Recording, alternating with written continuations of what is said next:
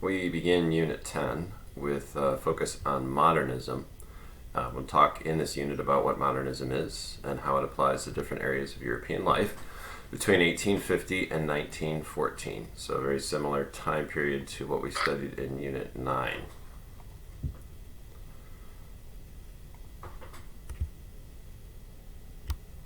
So, the modern is not simply what's happening right now. There is a prejudice, I think, in our current day to embrace what is the modern, what we think is the modern. So, modern is a set of characteristics that defines a particular approach toward human interaction with the environment. It's a set of institutions, it's a set of behaviors, but predominantly, as I'll approach it in this unit, it's a set of assumptions or ideas about the world. So thus it is capable of being critiqued and analyzed through logic and reason. So one of those features is the authority of science and the scientific method. It's the belief that the scientific form of knowledge is the perhaps only legitimate form of knowledge. So every other area of life should be reduced to a science. This is where we get the further development of the social sciences. And stemming from this is the idea that science should be translated into technology, and these technological approaches should enhance human life and give us a greater degree of control over the world around us. And so one area where this technology had one of the most important impacts was in communications and transportation, as we saw in the last unit. So with the Second Industrial Revolution, we see a range of different new technologies, from the internal combustion engine, the telegraph, the telephone, the airplane, that revolutionize the way in which human beings interact with the environment and also speed up the pace of life, as we continue to see to the current day, where we have social media, internet, computers that speed up the pace of life and make a higher degree of capability for interacting with other people. However, this also comes with a high degree of organizational structure. Corporations get more complex. Unions establish themselves and also have a complex structure, governments and bureaucracies, armies. This also means that the relationship between the individual and the organization has to go through many steps of bureaucracy and procedures. So life becomes more impersonal, less like face-to-face contact. There's also a premium in the arts on self-expression. This comes out of the Romantic period. Something that lingers from the Romantic period is that the idea of art is an expression of one's inner subjective state. In politics, this translates into the notion that we should use the political framework to emancipate ourselves from any kinds of restrictions that are placed upon us. So people who are considered to be second-class citizens, ethnic minorities, women, outsiders, you will find in this unit will be pushing for their inclusion in the political process. In ideas, it's ironically the culmination of principles and attitudes of the Enlightenment in the sciences and the social sciences and philosophy, but at the same time, almost a reaction against that, an embrace of the primal, the irrational, perhaps coming out of Darwin's ideas of struggle among species. There's also a relativism in knowledge and values in terms of ethics that we see in terms of questioning organized religion, the idea that there is not an objective frame of reference when it comes to compelling human behavior through traditional ethics and morals. All right, so the starting point here is the impact of the revolutions of 1848. So in the arts, this means a turn away from Romanticism, as we've seen already, the idea that you cannot make a revolution with all of the emotional standards of banners and slogans and songs. A state has to be created with the hard-headed tools of power. So it's a new focus on realism in art, literature, science, politics. We saw that with realpolitik. We're going to see that in the arts. Looking at life as it's actually lived in the bustling cities and in factories with poverty, inequality, problems with sewage and sanitation, overcrowding. So less focus, as in the Romantic period, on emotions and intuitions and the supernatural, and a greater focus on the material reality of the world around us, which is expressed probably best in Marx's ideas and also Darwin's ideas. All right, so this is the middle of the 19th century, the great age of liberalism. So on one hand, we see the establishment of many different liberal principles and institutions, but also the beginnings of the erosion of the conditions which make liberalism thrive. So on the left-hand side of this slide, we're going to see some of the great accomplishments, and on the right-hand side, we'll see some partial accomplishments. So all this is sort of on the eve of the First World War, which is 1914. Every state in Europe except Russia had a constitution. Every country had a representative assembly, usually brought about by universal male suffrage. Suffrage is expanding, at least for males. Norway, however, granted the vote to females in 1905, the first European state to do so. Free trade, at least for a time period in the middle of the century, was established for the free flow of goods between states. And this also, the period from 1850 to 1900 was a time when government saw the importance of promoting literacy and education. So ministerial responsibility is the notion that government agencies and those persons who head them up are responsible to the legislature, the representatives of the people, rather than to a monarch. So as we saw with the German Reich, this was not a principle established in Germany. Bismarck, as the chancellor, and other government ministers were responsible to the king. In states like Britain, you had more of this notion. Most governments had guarantees of rights, however, these were not always observed. There was middle-class influence in government, which is one of the features of the rise of democracy. However, I do want to emphasize a term. I recommend that you remember it. That is the persistence of the old regime. So after 1815, after the French Revolution and Napoleon, many aristocrats and some features of the old regime, monarchy, were able to continue to establish themselves in government.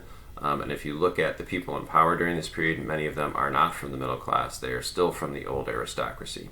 So the old regime continues to linger in power, and it is not the French Revolution that totally and finally eliminates its traditional hold on power. It is the First World War. Also, many countries still had established churches, and so during this time period we would see the disestablishment of churches, as happened in France in 1905. Also, we continue to see the growth of self-determination for countries. So in the second half of the 19th century, many nations established their independence, or at least throughout the 19th century. Greece, Serbia, Bulgaria, Romania, particularly countries in the Balkans. All right, so some examples of realism and materialism. We're going to look at Darwin. Darwin focuses on the idea that it is the physical environment that determines the development, evolution of species, and this material environment is one of struggle, limited resources, and struggle for survival.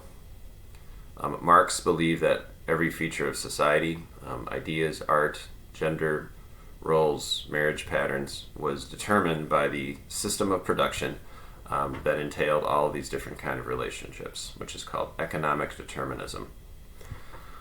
Auguste Comte is a sociologist who invented the term positivism. Positivism is the argument, the idea, which is not a scientific position, though it arises out of the great accomplishments of science. It's a philosophical position, that only those entities that can be confirmed by observation, verified by observation, could exist and do exist. So it's a very philosophical position stemming from the notion of science. So if it's not something that can be reduced to the scientific method, we shouldn't really reference it or believe that it actually exists. I would note that the proposition that only those things that can be observed exist is something, a statement in and of itself, that cannot be determined to be true or false by the very methods that are specified in the statement, which makes it seemingly contradictory. All right, so we're going to look at mass politics in this unit. We're going to look at the internal struggles and conflicts that occurred among states, or within states, I should say. So the features of this are leaders appealing to public opinion, the growth of what's called yellow journalism. This is sort of that lurid tabloid journalism, the manipulation of nationalism by leaders oftentimes, and of course an environment that relies on mass communications.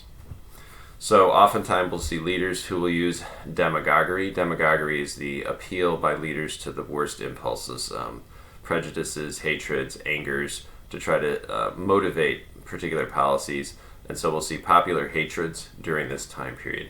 Jingoism is extreme nationalism. Xenophobia is the fear of foreigners. And then we see the growth in this period of political anti-Semitism in areas such as the Dreyfus Affair, and the election of Karl Lueger, the mayor of Vienna, multiple times around the turn of the 20th century, a strong anti-Semite.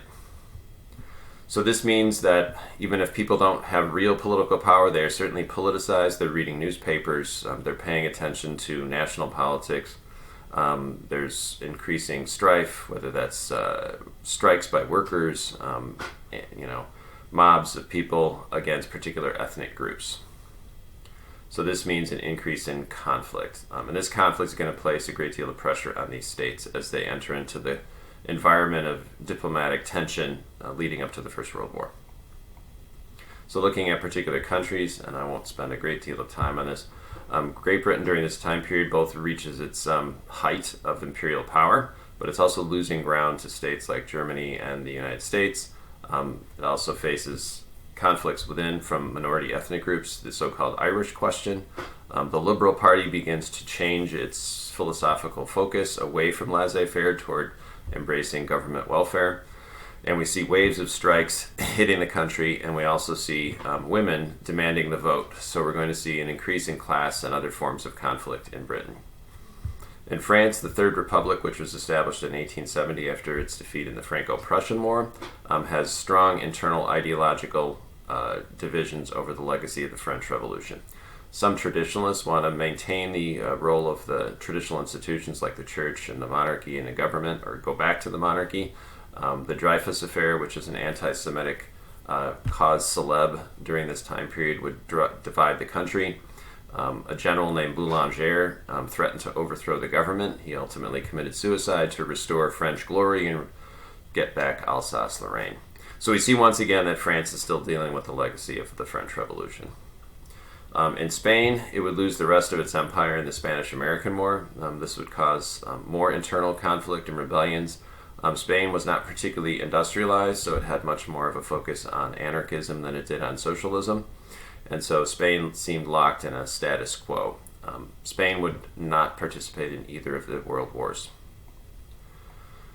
Central and Eastern Europe, Germany was faced with the growth of the Social Democratic Party and other revolutionary parties because of this quick, rapid industrialization. We also see divided legacies over what kind of a colonial empire it should have, conflicts between traditionalists and those who embrace more of a modern attitude. And obviously, German politics would be influenced significantly by the dismissal of Bismarck in 1890 and domination of policy by Kaiser Wilhelm II. Austria-Hungary, as usual, its traditional problem is ethnic minorities, now added to with a strong political anti-Semitism. So an interesting place would be Vienna at the turn of the century and at the eve of World War I. There was a sense, if you were to visit Vienna, where Hitler lived for a couple of years, that it was an incredibly creative place. It was almost like it was the last gasp of creativity of a culture that many people thought was on its last days, that the Habsburg monarchy, symbolized by the aging Franz Joseph, could not continue much longer. It is the conflicts over Austro-Hungarian nationalism that would lead to the First World War, namely the question of Serbia. Italy continued to struggle with corruption in government, transformismo, this idea of bribing political opponents to become part of your political coalition, and increasing violence with socialism and anarchism, and Italy trying to address this by aggressively pursuing colonies. Russia, of course, continued to face its problems of backwardness, although it began to rapidly industrialize. This rapid industrialization didn't solve the problems. It actually created more class conflict between a growing proletariat concentrated in the two cities of Moscow and St. Petersburg.